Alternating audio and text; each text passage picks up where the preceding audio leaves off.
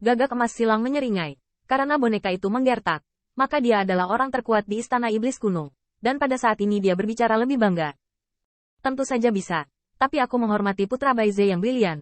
Jenazahnya harus dikirim kembali utuh. Pertempuran sengit tidak bisa dihindari. Qin Yichen sudah siap. Dan Bai Guanxing tampaknya gemetar. Dia tampaknya takut mati. Dan dengan cepat berkata, boneka, saya mati. Anda tidak bersenang-senang.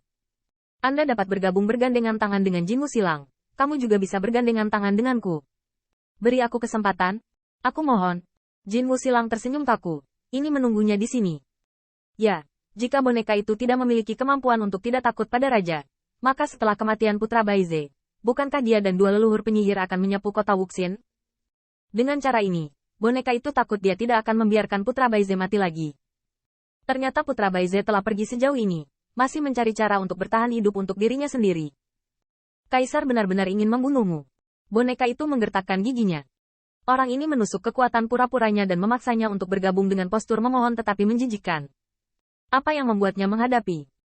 Senyum Jinmu Silang membeku. Tetapi nyala api di telapak tangannya menjadi semakin ganas. Anak Baize, kamu tidak bisa bertahan. Boneka, karena kamu tidak memiliki kemampuan untuk takut pada raja, kamu sebaiknya tidak mati. Kota Wuxin, Kaisar memiliki keputusan akhir. Bagaimana kalau berpura-pura? Aku khawatir ayahmu akan menemukannya. Tetapi itu tidak berarti bahwa Kaisar takut padamu. Boneka itu sangat marah. Dan pada saat itu dia menemukan pro dan kontra. Di saat mabuknya, tiba-tiba berubah menjadi pelangi ilahi. Pelangi ilahi sangat cepat, menghancurkan kekosongan, dan bahkan 3 poin lebih buruk daripada gagak emas silang. Ledakan. Tanda seru. Tanda seru. Volatilitas langit dan bumi runtuh di kuil Wuxin hanya dalam sekejap. Banyak orang kuat yang terlibat di kuil berubah menjadi daging dan darah namun. Apa yang tidak dapat dibayangkan Jinmu Silang adalah bahwa boneka itu tidak menyerang dirinya sendiri. Tetapi, masih ditujukan pada Bai San of Ze. Geng beng. Saya melihat Kaisar Bihai di tangan Bai Guanxing. Laut biru beriak dengan ribuan ombak. Memancarkan ujung tombak Kaisar yang agung. Menghalangi cakar emas gelap Kaisar boneka. Adegan ini membuat semua orang tak terduga bahkan Jinmu Silang belum pulih dari provokasi sebelum boneka itu beraksi banyak orang kuat bingung apa yang terjadi. Boneka itu sama-sama tak terbayangkan. Topeng emas gelapnya hanya sepelemparan batu dari senyum Bai Guanxing. Tetapi topeng itu terdistorsi oleh kejutan. Tetapi sudut mulut yang terakhir itu lucu dan bercanda. Kamu, bukankah kamu mengatakan bahwa kamu baik untuk bergabung? Kaleidoskop topeng emas gelap dari boneka itu bersinar untuk sementara waktu. Dan tampak panik. Kalian, bukankah kalian juga menjaga Kaisar? Bai Guanxing tersenyum. Jika Anda benar-benar cukup bodoh untuk ditusuk oleh beberapa kata, Anda tidak akan menggunakan beberapa umpan meriam. Anda hampir akan menipu saya. Aku tahu kamu sangat pintar. Kamu berbohong kepada Jinmu Silang dan yang lainnya. Sayang sekali. Kamu hampir membunuhku. Hanya sedikit. Setelah kamu membunuhku, tidak ada yang bisa menghentikanmu di sini, kan? Bai Guanxing jatuh tertiup angin. Kekuatan boneka aslinya sangat menakutkan. Dan dia masih menjadi kekuatan Kaisar. Jika Kaisar Bihai tidak dijaga, pukulan ini mungkin benar-benar membunuhnya.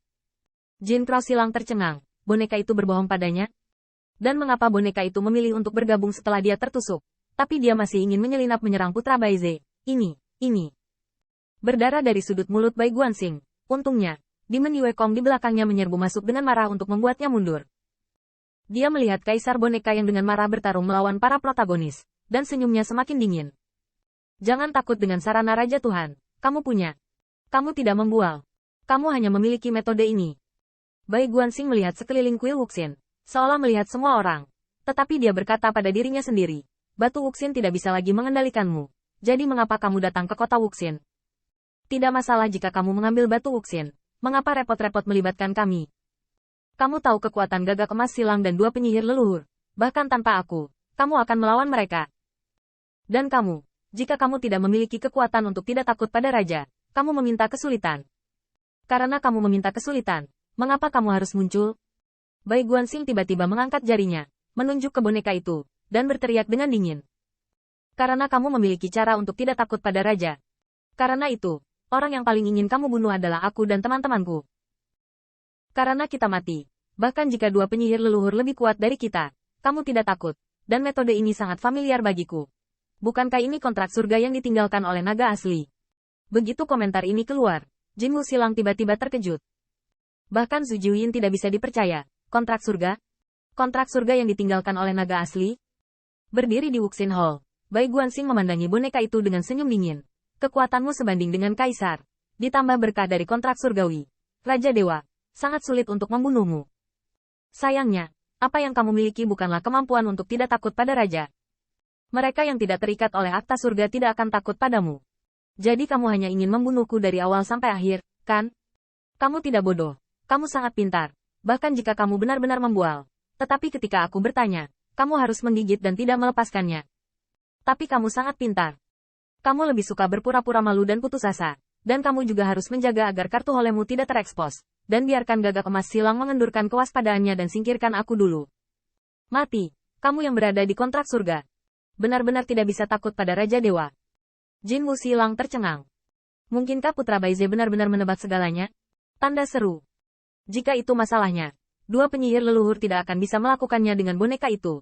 Dan jika hanya kata-katanya sendiri yang tersisa, kekuatan boneka itu tidak akan kehilangan dia. Singkatnya, mereka yang memiliki kemampuan untuk membunuh boneka itu akan takut dengan kontrak Dao surgawi.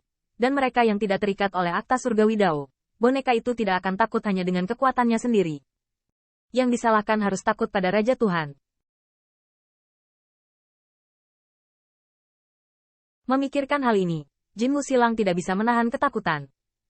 Jika Bai Guanxing benar-benar mati, maka kaki tangan kaisar boneka juga harus diungkapkan kepadanya. Dan jika dia baru saja bergabung dengan boneka untuk membunuh Qin Yichen, maka sisanya harus menghindari boneka itu. Keajaiban dan iblis tercengang, dan Yu Qianer dan Yue Gaoge juga penuh ketakutan. Mereka tidak berharap kaisar boneka bersembunyi begitu dalam. Kemarahan dan frustrasi yang ditusuk dan dibanggakan Bai Guanxing barusan menipu mereka semua. Dapat dikatakan bahwa jika Bai Guanxing tidak melihat semua ini dengan jelas, kota Wuxin akan benar-benar menjadi boneka yang mendominasi segalanya. Dan itu akan sama. Boneka itu, benar-benar memilikimu. Jin Wu Silang tampak garang. Dia merasa semakin menakutkan boneka itu. Ternyata mereka semua diperhitungkan. Bahkan eksploitasi timbal balik yang diusulkan oleh boneka dan dia ketika mereka bergabung meyakinkannya. Dan dia juga percaya kejengkelan dan kemarahan boneka itu.